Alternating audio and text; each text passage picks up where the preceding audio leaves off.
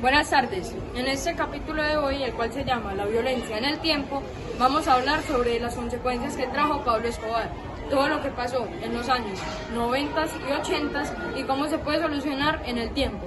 Para eso aquí estoy en compañía de mis compañeros Santiago Gómez Amaya y Alejandro Villegas Mora, los cuales nos van a hacer un acompañamiento específico y también nos van a hablar de todo lo que ha pasado en estos años de manera detallada.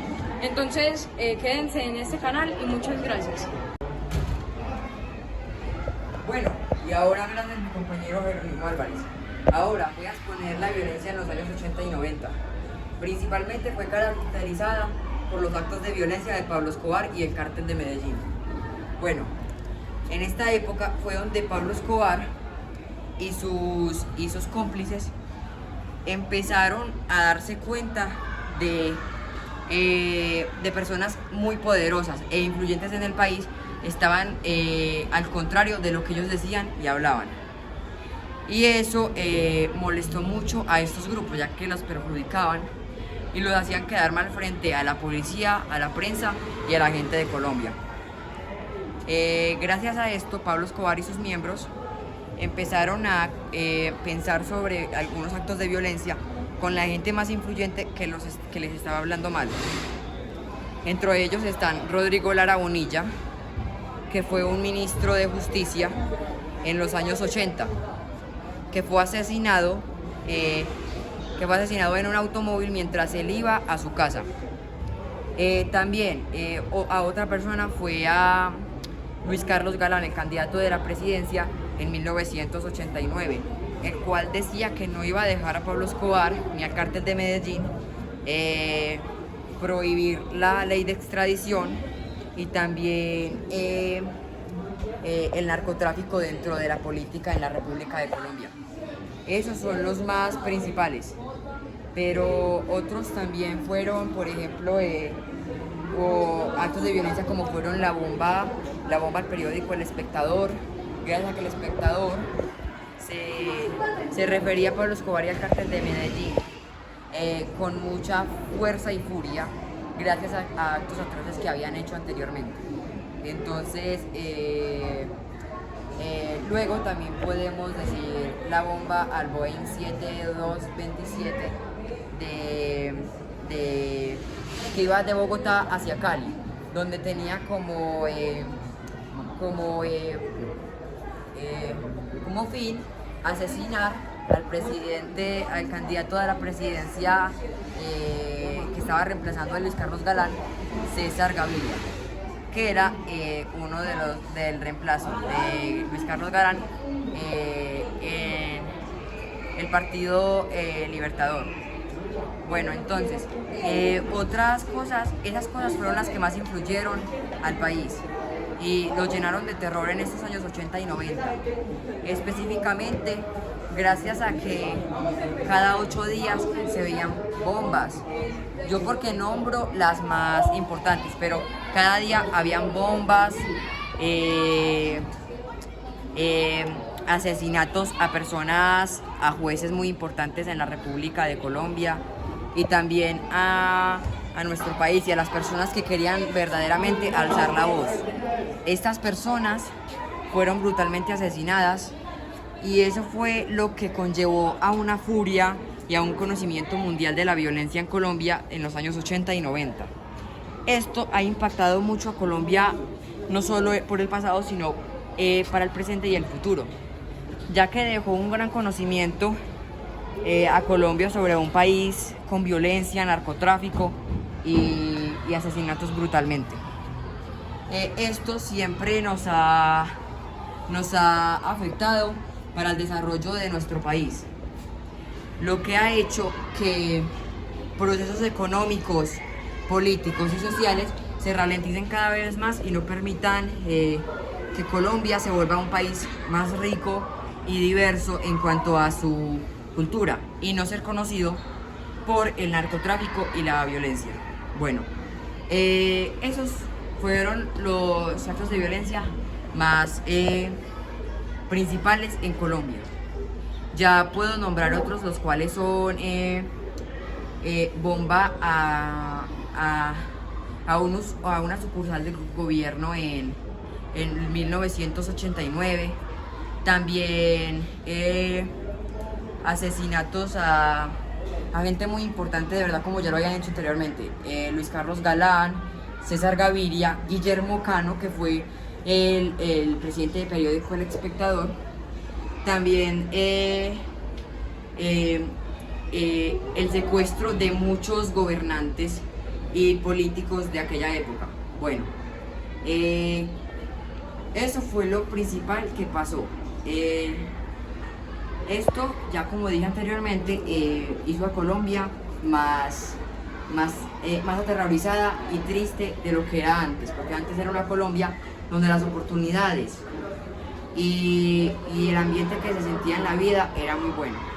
Entonces quiero decirles que la violencia ha marcado eso y que ya nuestro compañero Alejandro Villegas nos va a explicar las consecuencias de esto. Yo dije más o menos la violencia que ha pasado en estos años. Quiero que les quede muy claro que no hay que reconocer a un país solo por su violencia y el narcotráfico. Hay que recordarlo, no solo eso, pero también hay que aprovechar eso para mirar verdaderamente lo que el país es y lo que vale. Muchas gracias.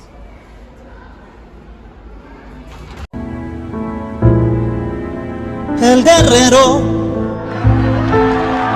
levantó su mano señalando hacia el infinito. El guerrero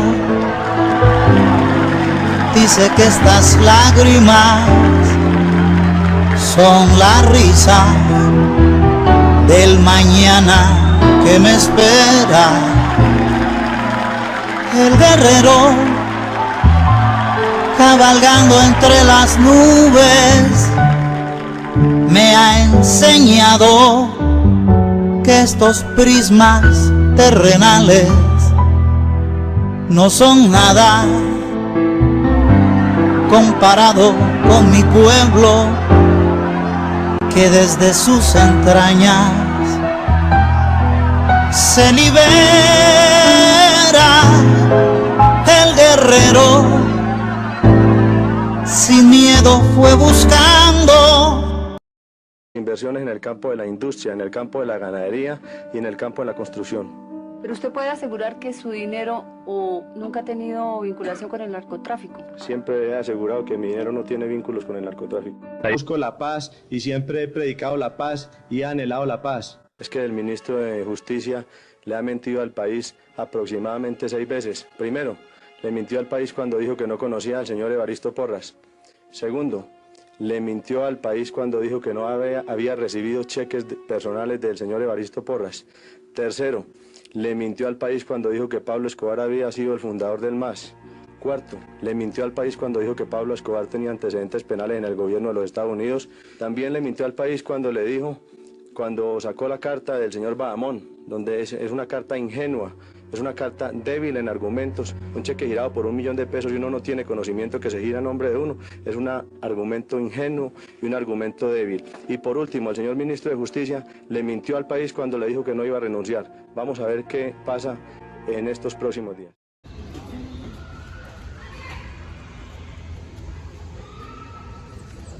Bueno, muchas gracias Santiago Gómez.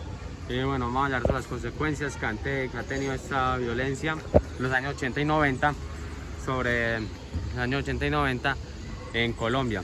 Entonces, bueno, como pueden ver, es un ejemplo de cómo eran los parques antes, ya que eran así cerrados, la gente no podía entrar por el miedo de que los podrían matar.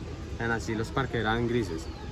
Entonces, bueno, otra consecuencia que hay es el temor de la gente. O sea, el temor no se quitó, pero se ha disminuido. La gente todavía sigue temiendo de que los puedan matar pues cuando salgan o los puedan robar. Eso ha disminuido con el paso de los años, pero todavía se puede ver. También los diferentes grupos armados que quedaron de la violencia que se generó en estos años. Como esta violencia fue tan fuerte, se crearon diferentes grupos. Muchos de estos se lograron destruir o parar, pero muchos otros no, y crearon otros grupos. Y bueno, también la violencia que se metió en los barrios de abajo, recursos económicos, ya que en estos los narcotraficantes y los que generan la violencia se aprovechaban de sus malos recursos para vender la droga y hablar sobre la violencia. Entonces, bueno, otra consecuencia que se puede ver es cuando vamos a preguntarle a un extranjero sobre Colombia. El extranjero que tiene en mente con Colombia, de la violencia, de Pablo Escobar y de todo esto, ya que es la imagen que tiene Colombia. Entonces, bueno, lo que quedó también de consecuencia es los diferentes lugares que dejó Pablo Escobar. Por ejemplo, claro, la tienda Nápoles. Esta obviamente se reformó para que ya fuera un parque y se ha ido cada vez borrando más ese recuerdo de Pablo Escobar ahí, pero todavía sigue. Entonces, bueno, pero en sí la mayor consecuencia que se ve sobre esto es que pues la violencia que generó y las personas que logró como meter a su campo del narcotráfico y todo esto. Muchas de estas que se ven afectadas y todavía están en prisión o cumpliendo o están muertos obviamente. Pero en sí, bueno, esta violencia dejó pues, muchos malos actos en toda esta historia de Colombia. Bueno, también está el daño que le hicieron a los damnificados sobre esta violencia, a las familias que le mataron, por ejemplo, un hijo, un familiar de ser querido. Entonces, claro, con ese dolor aquí dentro y hasta con ese rencor de no poder saber quién lo mató, cómo lo mataron o qué fue lo que le pasó. Muchos de estos ni encontraron los cuerpos, pues la familia no se supo pues ni siquiera ni despedir ni nada de eso. Entonces, bueno, estas fueron las consecuencias de que dejó esta violencia entre los años 80 y 90 en Colombia. Muchísimas gracias. Ahora va a hablar mi compañero Jerónimo Álvarez.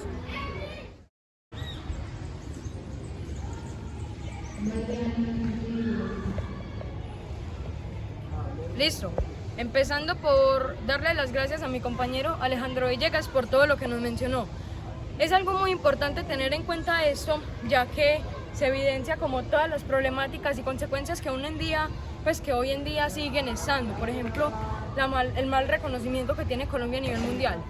Pero entonces esperamos poder acabar con esto y ya, empezando ya por mi tema, que es el de cómo solucionar esto. Primero voy a empezar con algo.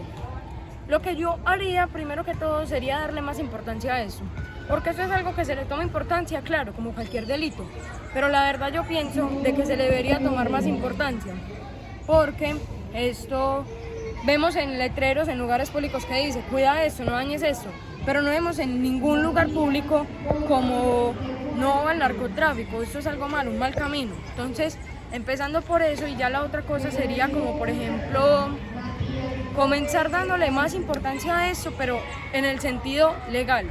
Es decir, ya se tienen muchas reglas sobre eso, pero la cosa es que no se cumplen con condenas. Hay mucha gente que en este momento está encerrada en la cárcel por cosas como dañar una instalación pública. Claro, eso es malo, pero hay cosas peores como el narcotráfico. Y ellos tienen como mucha autoridad, entonces no se le cumplen las condenas. Por ejemplo, vemos que Pablo Escobar salía y entraba de la cárcel por mucho tiempo. Entonces, empezando por esto, de que las condenas se tomen más en serio y se ponga mucha más importancia y que el gobierno imponga mucho más sobre esto. Entonces, listo, ya terminando, es solamente decir de que no hagan esto, este no es un muy buen camino. Y también así esto parezca bobada lo que estoy diciendo, esto es muy importante, ya que muchos jóvenes y muchas personas tienen estos deseos de empezar esto, pero haciendo lo que dije y mínimo, pues por lo menos escuchando un consejo más, ellos van a entender de que eso no se debe de hacer. Entonces, así muchos televidentes que vean esto por cualquier cosa, para muchas personas lo que estoy diciendo también es un consejo para que sepan de que eso no se debe hacer y de que es un mal camino. Entonces, muchísimas gracias.